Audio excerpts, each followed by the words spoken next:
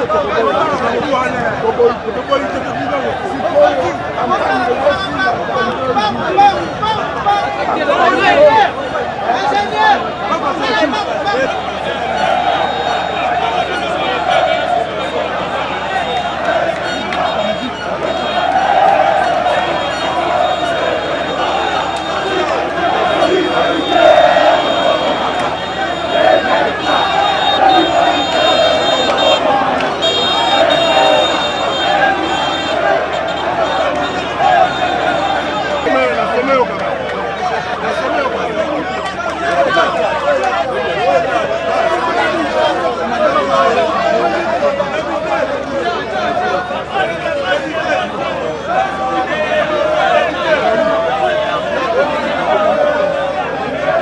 campagne a été arrêtée sur toute l'étendue de la République. La police est venue pour nous demander d'arrêter l'installation du matériel. C'est à quoi nous avons rétorqué qu'il fallait un courrier officiel. Après discussion, il n'y a pas de courrier officiel, donc nous continuons notre manifestation. C'était une vaine tentative de pouvoir nous intimider.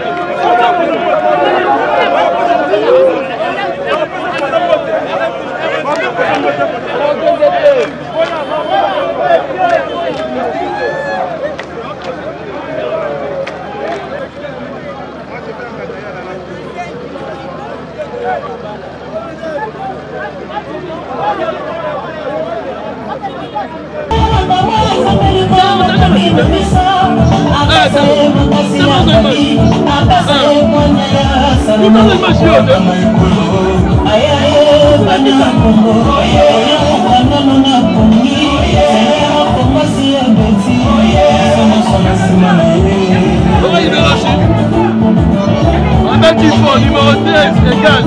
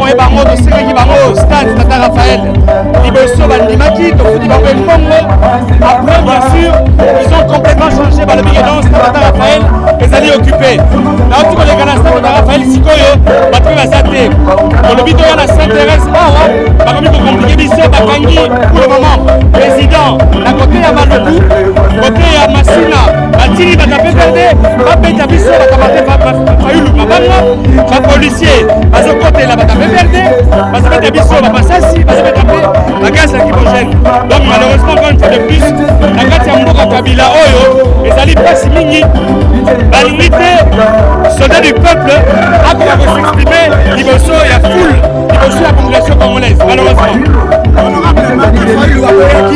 machine à voter mais alors on dit machine à voter on a eu un Afrique papa je pense que la jeunesse wana komo sénateur bango ki basenaki aka la jeunesse baboyaki machine à voter wana bango nyonso aujourd'hui tolobaki clairement qu'à partir ya lundi tokopesa mot d'ordre na biso tolobi clairement peuple ekende kovote na machine à voter mais toyebisi te congolais biso nyonso dimanche tokolata elamba ya pembe dimanche population majorité ya Kabila bazala mposa baboma peuple dimanche oyo biso bato na muka biso bato ya dynamique de l'opposition tokosenga na bapartisan nyonso Martin Fayulu bana elamba ya pembe bacakite na pembe na mutu ezali message de paix oyo tozolance bien sûr na bapolisier na biso babomba population congolaise te mais ekopermettre que biso lisusu nati pembe ozali muta Fayulu batémoin na biso na chaque bureau de vote akozala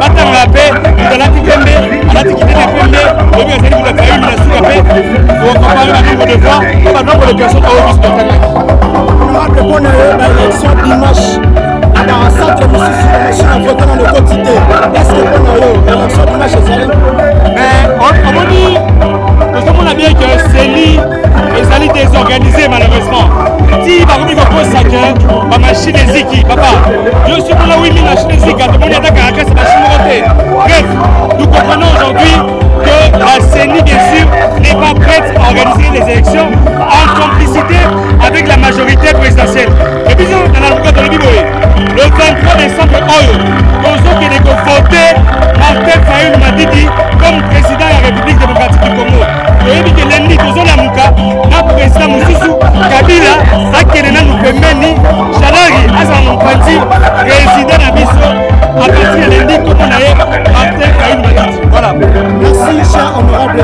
merci beaucoup. Merci beaucoup. Nanda Nanu. Nanda. Oh, hey, monsieur, Yaka la podium. Bolanda. Napena kibino combien? Landa. Sibonga na ye. Bokoyoka ngai. Donc tu peux un coordonnateur. Oya Lamuka, Bolanda. S'il vous plaît. Bozolanda. Basali est fort attaque soldat du peuple. Na coordonnateur mwana mboka Fidel Babala Tata Lopango. Babuki barrière wana. Balobi boye. Bame antango bokende te. Sino te équipe kopola. Tokomi pembeni. Batiki couloir bazoya. Bozolanda ngo. Batiki couloir bazoya. Précisément à niveau Bolanda, s'il vous plaît. Entrez à route Mokali, Bango Bazoya. Vous allez convaincre Bango Badeside et Tumbawana. Quand il va coûter terrain vide et aux Alamala Mouté. Vous allez Pembe. Moutounioso Olinga Martin Fayulu. Ozali Mouta Martin Fayulu, ceux qui ont voté, l'ATA et la main à Pembe. Ozali message de paix, nous avons lancé la majorité présidentielle d'abord. Parce que Balingi Koboma Congolais. Idée na bango ezali ba boma ba Congolais. Makila etanga pour justifier chaos na kata RDC. Je le dis clairement. Ozali Mouta Fayulu, l'ATA et la main à Pembe dimanche oyo, l'ATA qui teni à Pembe na Moutou dimanche oyo. Mais qu'on permettre biso Mouta Fayulu tokocha ba témoin à chaque bureau de vote. Dans chaque bureau de vote, ba témoin na biso tant ba romona Mouta lati Pembe a qui teni à Pembe na Moutou, to bi ka Mouta Fayulu tozo compter 1 2 3 tina 500 tina 1000 na suka nango to ça la comparaison na nombre bato biso to tangi na nombre na bango na machine à voter. Donc nous disons clairement aujourd'hui oui. Mais negonangai na biso bien kobanga ezo sala bango. Mon frère, je te l'ai dit, babani ko bloquer biso déjà à partir ya Kindu. Ba bloquer biso à partir ya Katanga. Encore à Kinshasa bakangi président na Maluku. Mon frère, bazo banga nini? Bazo tina ba jeune à PPRD, ba beta, ba militant ya Martin Fayulu mabanga. Ba policier bazo attaquer ba militant ya Martin Fayulu. Bazo beta biso ba gaz lacrymogène, bazo beta ba balle na minute. Pour nanini. Je pense qu'aujourd'hui il faut être clair mon frère. Martin Fayulu est comparable à David. Vous comprenez? Et tu as vu que David a bombaré Goliath. Les gens de Congo, Goliath n'a vu ce régime à Kabila. Oh, il faut et le mois impérativement. Merci beaucoup. Maman to koti likambo oyo, oya yambo biso ndeba mama to bota kabana, biso to kumba kabazemi. 9 mois otamboli na yango. Kino ba souffrance nyonso na suka oboti mwana. Tango oboti mwana ozozela nini? Oyebi ke na mwana boti na France na résultat il faut ezala yo positif, ezali résultat négatif te. Musika awa ne tozo kenda na maponomi na biso biso to telemi tozo zela 2018 oyo na le 23 décembre to bona mokonzi oyo akomema biso na mbotama ya sika parce que to nyoka mipe mingi to boti bane belé baso tanga te baso lia te bana bakomba kuluna bana bakomi ko sala ki délinquance moko eza na tina te. Oui papa, qu'est-ce qu'on a ndenge ba bloquer Martin Fayulu na fief na ye. Na Kindu Salema qui na Katanga Salema qui on comprend mais na fief na ba bon utile et Salema na moment il y a campagne électorale ça vous dit quoi et nous bon nga elobeli ngai bo c'est-à-dire que ba bang bazo banga Martin Fayulu parce que to bengi lelo phénomène bandima kite balobaki ete azali na base te oyo koki ko voter ye mais d'emblée ba moni ete mutu ango akomi na ampleur moko inexplicable yango na bazo banga soki Martin Fayulu niati awa donc population oyo kozala awa ekomela bango vendredi donc bango vendredi bakomelama bakokoka kotelema te yango na bazo banga ba bloquer ba boyi akota te po alakisa te na peuple congolais comment pécher. Nous voulons maintenant l'accession ndenge ya ko pécher mbisi ke opesa kabiso mbisi mikolo ni po pesa nga mukolo moko na kotonda te.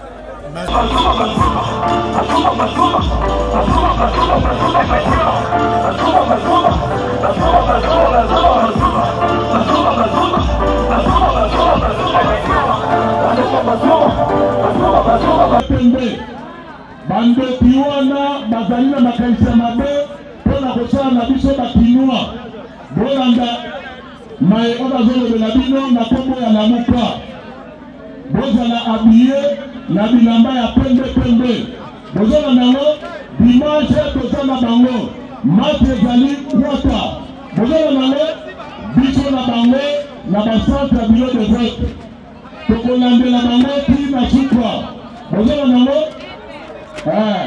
bakoka mwanguli likola nzete nana matisaki ye nana yaki na nani biso zaki na Martin Fayulu maboko mpona bino moko